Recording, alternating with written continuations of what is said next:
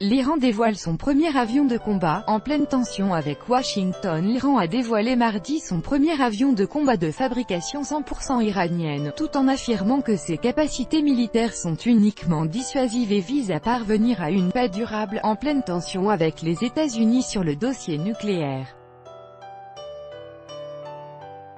Selon l'agence de presse iranienne Tasnim, cet avion de chasse dispose d'équipements technologiques de pointe, dont des radars polyvalents.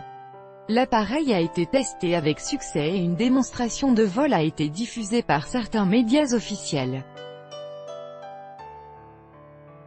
La télévision d'État a montré, à l'occasion de la Journée nationale de l'industrie de la défense, le président Hassan Rouhani assis dans le cockpit de l'avion baptisé « Kevsar ». Quand je parle de notre aptitude à nous défendre, cela signifie que nous cherchons une paix durable, a fait valoir M.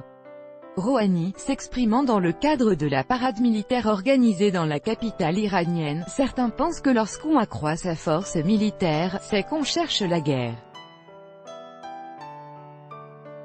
Mais nous cherchons plutôt la paix et nous ne voulons pas la guerre, a-t-il poursuivi dans ce discours télévisé. Si nous n'avons pas de moyens de dissuasion, cela donnera un feu vert aux autres pour entrer dans ce pays, a-t-il encore argué. À moindre coût, Rouhani, président depuis 5 ans et en difficulté sur le plan intérieur, réaffirme que l'Iran devait faire preuve de retenue et en même temps de dissuasion, dans une apparente allusion à ses opposants radicaux, qui adoptent un ton plus guerrier vis-à-vis des États-Unis. Avec quelques phrases, on peut commencer un combat. Avec quelques actes militaires on peut entrer en confrontation, mais ça sera coûteux, a-t-il averti, plaidant pour une protection du pays, à moindre coût.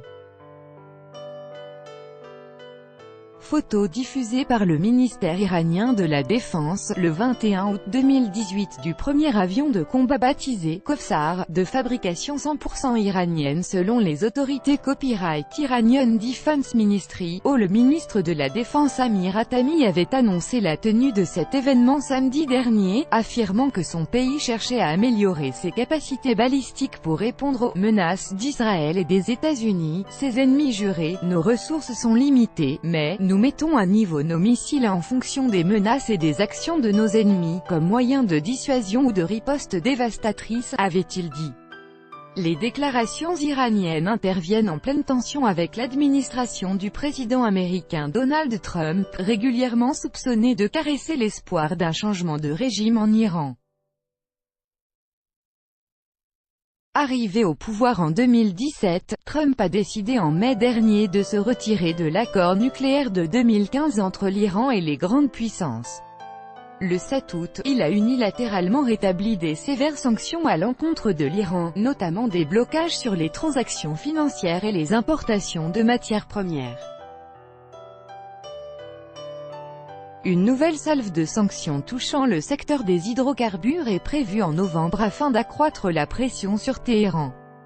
Des analystes estiment que les ventes de brut iranien pourraient baisser de 700 000 barils par jour par rapport à leur niveau actuel qui est de 2,3 millions de barils par jour. Groupe de travail. Le chef de la diplomatie américaine Mike Pompeo a annoncé jeudi dernier la création d'un « groupe de travail sur l'Iran » destiné à faire respecter les sanctions économiques américaines contre Téhéran, au risque de sanctions secondaires aux pays qui ne les respecteraient pas.